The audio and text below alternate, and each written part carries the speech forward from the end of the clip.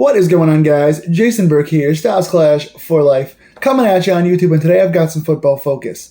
I thought I was done bringing you guys Steeler coverage this week, but I just did my Steelers offensive and defensive, one for each side of the ball, video on how to improve the team. I didn't dive into particular draft picks or free agents yet, but I talked about some guys you would want to keep, a couple of guys you might want to get rid of, and kind of where your positions of need are and what you want to focus on for your draft and free agency, and how as a team to kind of come back and fill some of those big holes. There's an offensive video, and then I just recorded a defensive video, which by the time you see this will be uploaded on my channel, so go check those out. Check out the defensive video.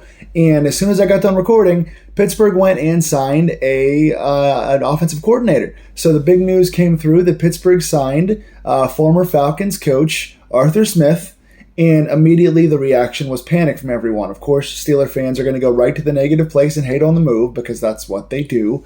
And right away we started seeing a bunch of hate because Arthur Smith has not had the best last 3 seasons as a head coach. But I want to quickly dive into kind of what his stats are, where I believe he could be effective for us, the positives and negatives to this signing, a real quick overview, kind of a brief look at Arthur Smith and where he fits and where he doesn't. Now, right away, I will say he's not the flashiest signing. It was not a signing that I went, oh, this is the perfect fit for us. This is the best thing in the world. This is my number one choice. Obviously, he's not a Clint Kubiak. He's not a Bieniemy. He's not the Rams coordinator. He's not one of the top 3 or 4 guys like I named in my offensive coordinator search video. When I was talking about the offense and getting a new coordinator, I named like 4 guys who I thought would be good fits, and Arthur Smith was not in there. I was hoping for a big West Coast kind of a guy to change up our style entirely and do something from scratch with the offense to allow whoever our quarterback is going to be to try and sling the ball and get more deep shots and more targets to certain guys and use all of our pieces of offense to spread the field and stretch the field. And we didn't necessarily get that in Arthur Smith. What we did get is a guy who is a good system fit. Now, it's not going to lead to radical changes in the offense like we had hoped. It's not going to make us the run and gun number one, greatest show on turf Rams offense that we had wanted it to be.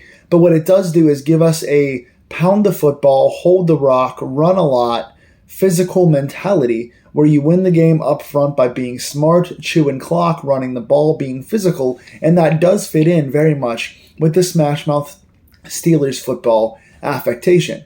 So that makes sense to me. Let's look at Arthur Smith because he's done some offensive line coaching, he's done assistant tight end coaching, he's done regular tight end coaching, and then really in 2019 is when he first got his official, not just positional or assistant coach, but an actual legitimate NFL kind of a starting coach kind of a job. And that was when he spent 2 years as the offensive coordinator for the Tennessee Titans, 2019 and 2020. And he did a lot for the Titans. I mean, people, again, want to hate on this move and hate on Smith, but as an offensive coordinator, which is what he's going to be doing here, when that's what your job is, in 2019 and 2020, he turned the Titans around.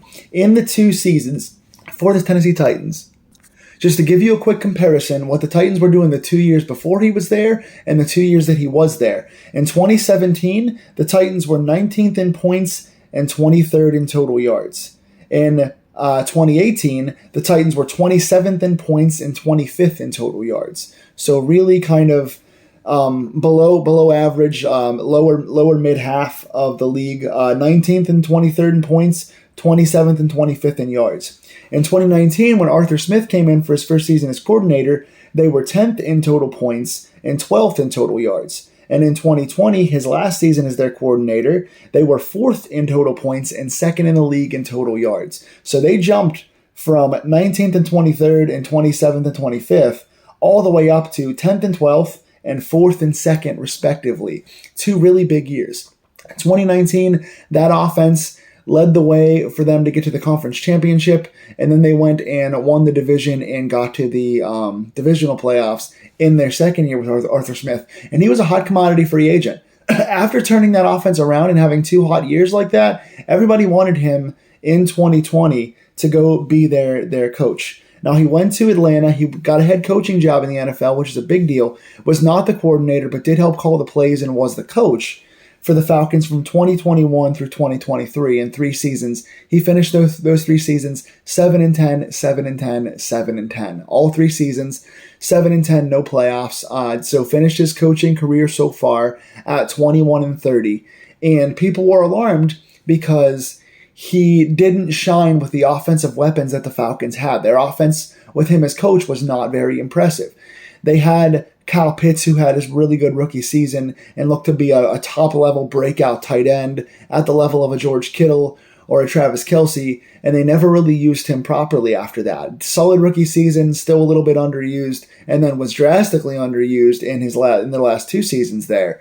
Bijan Robinson came in as a rookie this past year, wasn't used nearly enough, showed sparks of brilliance, showed quickness, didn't get used nearly enough. Drake London got drafted 2 years ago. He's now finished, I think he's been in the league 2 years now, yes, and hasn't been used to the fullest of his abilities. So you've got flashy players that are not sparking anything particular. But lest I remind you, he's not the coordinator. Yeah, he's got some say in play calling and kind of how to use certain players, but he's not the coordinator. He's the head coach. The duties are different. You're doing so much more as a head coach than you are in focusing on being a coordinator. The only apples to apples comparison we have for him being our coordinator is when he was the Titans coordinator, which ran a similar system to us and shined and improved drastically from the 2 years prior and improved in both of his 2 years there. So you have to look at that as a positive. Him being a head coach, which, by the way, had Desmond Ridder as his quarterback, that's a big thing too. Talent on the roster is a big thing too. Yes, Bijan Robinson showed promise as a rookie. Yes, Drake London has a good catch radius at times and can be effective. Yes, Kyle Pitts can be really good, but the players are just part of it. It's players, it's head coach, it's coordinator, it's all these things together. And a Desmond Ridder-led offense is going to finish something like 7-10, you know? Taking a look at kind of what he does as a coordinator, and I'm going back to the Titans seasons. I know it was 4 and 5 years ago, but that's the last time that he had the job that he has now. And again, he is a system fit. With Derrick Henry, he was a run-first guy. He used Henry as his main guy, and I think he had Dion Lewis as his backup running back, and he used those guys a little bit in the passing game. He's a screen guy, which I know Pittsburgh fans don't like screens, but he's a screen guy. He uses the halfbacks in the passing game, runs a lot with Derrick Henry. So we're going to be seeing a lot of Najee Harris and a lot of Jaylen Warren. Najee Harris, now granted, neither of those guys is as good as Derrick Henry. Henry's a future Hall of Famer. He's the best running back in the NFL for how many years now? The hardest runner.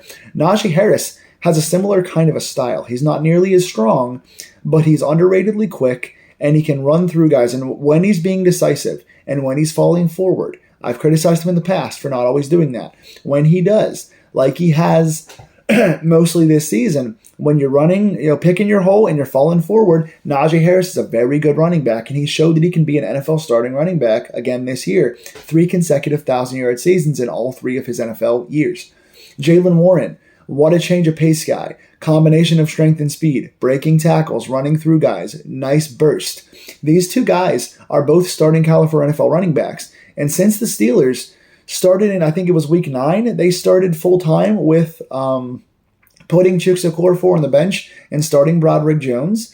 We saw a drastic change in the running game. Pittsburgh, I think, overall was second or third in running the ball from week 9 through the end of the season. So once Broderick got full-time starter and we went in with the line we had, drastic changes in the running game. So we are a physical running style team who's found their groove with our line, and that's exactly what this coach does. Screen game, does a lot of physical running, lines up with multiple backs, so you might see Warren and Najee on the field at the same time. Also, people are underrating the passing game for Tennessee because they were passing it like the second or third least amount of times of anybody in the NFL, but that's not because they couldn't pass or weren't good passers. It's because their running game was so strong, they didn't have to pass. So our passing game is not going to need to shine when Najee and Warren are running as well as they are and when the screen game is going as well as it is. That being said, Tennessee was an effective passing team. They wound up having a really good season, a playoff season with Marcus Mariota for half the year in there in 2019. In 2020, Arthur Smith's offense rejuvenated Ryan Tannehill's career. It looked like he was going to be done, came back and became an all-pro for several seasons on the back of what Arthur Smith was doing. Does that mean he can do the same with Pickett or Mason Rudolph? I don't know. That being said, they used a lot of play action. They used a lot of middle of the field passing game. They used a lot of deep shots to, at the time, rookie A.J. Brown. A.J. Brown's 2 years under the Tannehill-Smith regime were very, very good. Even with Marcus Mariota, A.J. Brown was very good. Now, granted, A.J. Brown's one of the best in the league, and he's bigger and more proven overall than George Pickens, but similar prototypes, right? Pretty big guy. Pickens is a little smaller than A.J., I believe, but pretty big guy, tall, long catch radius, long arms, can catch with his arms apart from his body, can use his body to get separation, is a very good deep shot one-on-one guy. That is exactly the style that A.J. Brown plays and thrived in under Arthur Smith. They used the running game in the middle of the field to set up screens and keep the defense close to the line of scrimmage so then they could set up play-action plays to take shots downfield and give their strong receiver a one-on-one chance. A.J. Brown was a monster in that system, and I have no reason to believe that George Pickens would not be. Taking shots downfield is something we've drastically missed in the last several years, and that is something that Arthur Smith doesn't just do, but sets up and does at the right time. Using that one-on-one shot down the sidelines is really going to help George Pickens to thrive. Another group, aside from the running backs that suit the system, aside from the George Pickens one-on-ones that are going to thrive, are our tight ends. Arthur Smith has used his tight ends very effectively when he played there. Delaney Walker at one point was their first tight end, and then it wound up being Jonnu Smith, and they would use Anthony Firkser and who's the other tight end? Michael Pruitt, who have both had really good seasons under Arthur Smith and have never done that again. Jonnu Smith has played for Arthur Smith in Atlanta and been a featured guy there. So they like an athletic tight end who can run routes, a strong guy who can get open in the middle of the field and make things happen. They use their middle of the field a lot, which means multiple tight end sets and tight ends running routes. Who does that benefit? Pat Freiermuth. The two guys that I have said all for the last really 2 years in a row, give these guys more opportunities, throw it up and see what they can do, because Freiermuth is a very good combat catch middle of the field guy, very good third down, good bailout guy, just very, very underratedly athletic in the middle of the field, and then Pickens going down the sidelines. Those two things are things that Arthur Smith does very, very well. Pat Freiermuth is going to get more opportunities, if he can stay healthy, with Arthur Smith. Also, going forward, multi-tight ends. Again, I just named 4 guys. Delaney Walker, Anthony Firkser, Michael Pruitt, Jonnu Smith. They used all 4 of those guys repeatedly in big tight end sets for not just for running the ball effectively, but for routes. That means that we're going to see Darnell Washington on the field more, blocking for the run game and then getting out in routes, seeing what he can really do. Yeah, he's a slower guy, he's a bigger lumbering guy, but he's very strong, he's very athletic, and he can catch the ball much better than he got a chance to show us this season. We saw it at Georgia. He is a freakish athlete who can create matchup nightmares, especially on 3rd and 4th downs and especially in the red zone. That is something that I think Arthur Smith is going to give the guy a chance to do. Another guy that I love and I can't stop talking about on this channel is Connor Hayward. Are we going to see more fullback looks? Tennessee used more fullbacks than us, whether it was out of the Wildcat and having a 2 running back system, having 2 running backs behind the quarterback, or using a sometimes fullback. Pittsburgh never really does that, and the couple times they would do that 2 years ago with Watt, it was effective. A couple times last year they would do that with Connor Hayward was effective. Connor Hayward can be that fullback. He can get the occasional carry on short yardage. He can leak out of the backfield and run routes. He can be a tight end. He can be a slot. He is a weapon that is multifaceted and is hard to know where he's going to line up and how to cover him because he has, in my opinion, some of the shortest hands on the team, but also, besides Deontay Johnson, the second best route runner on our team. A third-string tight end really shouldn't be that, but he is. So he can get out there in the middle of the field and run routes. Now, all of a sudden, you've got 2 and 3 tight end sets with guys that can block, guys that can run, guys that can catch. You've got Freiermuth, Washington, and Connor Hayward that can all line up in different spots and create matchup nightmares. And then when you see the big lineup out there and you're trying to guard against 2 really good running backs, now you've got one-on-ones. You've got one-on-ones against a guy like Deontay who can run routes and get separation, or one-on-ones against a guy like Pickens who can do the A.J. Brown thing and get downfield and out-physical you for a one-on-one ball. Those are things Pittsburgh needs to thrive on. Now, are there guys going to be lost in the shuffle occasionally? Yes. Are we going to have less pass attempts and less target attempts? Yes. That does mean we're going to see less spreading the ball around. So maybe a guy like Allen Robinson or a guy like Calvin Austin or even Deontay at times may not fit our system as well as they did before. But that being said, Arthur Smith now has a lot of pieces, and I could argue, yes, in Tennessee he had one of the best running backs and one of the best young receivers in Brown and in Derrick Henry, now that I can think of it. Brown and Henry he had, but here, again, he's got Najee, he's got Warren, he's got Pickens, he's got Freiermuth, he's got the other two tight ends, and then he's got Deontay Johnson, and then Calvin Austin, who's a burner who could speed downfield. He's done a little bit of the like handoff to the receiver, kind of a jet sweep thing occasionally as well, generally with Jonnu Smith. That means you might see it this season from Deontay a little more, from Calvin Austin, or from Darnell Washington, who's a little slower, but he's a big lumbering guy. So you've got a bunch of athletes on this field that a guy like Arthur Smith can really do. Run the ball, control the clock, set up play actions, use the middle of the field better, give your tight ends more opportunities, have some different kind of lineups, and use your power running game to set your play action up. So keep your guys close to the line, get your running playmakers the opportunities, and then take some shots downfield. So overall, again, not the splashiest signing. I wasn't initially thrilled. I don't think it's exactly what all the Steeler fans want as far as a running kind of a slower paced offense, but it does suit us and it does suit our personnel, and it's going to give our players a chance to see what they can really do more than they have for the last 2 to 3 years. So this is going to be interesting. Now, obviously, the biggest variable left for us is who is our quarterback. Mason Rudolph is closer to what Ryan Tannehill is. A little bigger, a little less athletic, but stronger overall as far as avoiding sacks. Stronger arm by far. Not the best athlete, but he can get the ball downfield and he can take some shots. And this may open him up to use the middle of the field better too. So I think Mason Rudolph is the better prototype for what Arthur Smith would want to run.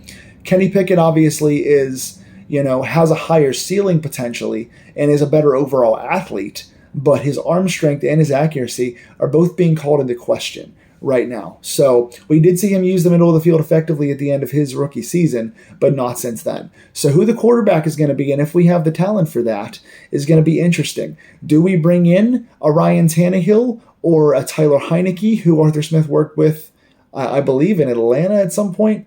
Do you bring in someone that he knows as a veteran backup? Do you give those guys a chance to start because he knows their play style better? Quarterback's going to be interesting, but I think overall, Arthur Smith, I'm going to wait and hold out on my opinion. While initially it was a little bit, I'm not sure about this, I'm liking it more and more as I talk myself into it. I watch the footage, and I see the way he lines up and what he can do with the talent on his team, conversive to what the talent we have here in Pittsburgh. I like it overall. I'm going to give this current signing maybe like a B- to a B right now. Again, not a home run, but we're not sure. I think there's big potential here, and we haven't seen what he can do yet. So pump the brakes on all the hate, and let's hope for the best. Go Steelers. What do you guys think of this signing? Tell me in the comments down below. Let's talk about it. Please like, share, and subscribe if you like these Steeler Deep Dive videos, and I will see you guys real soon. Take care.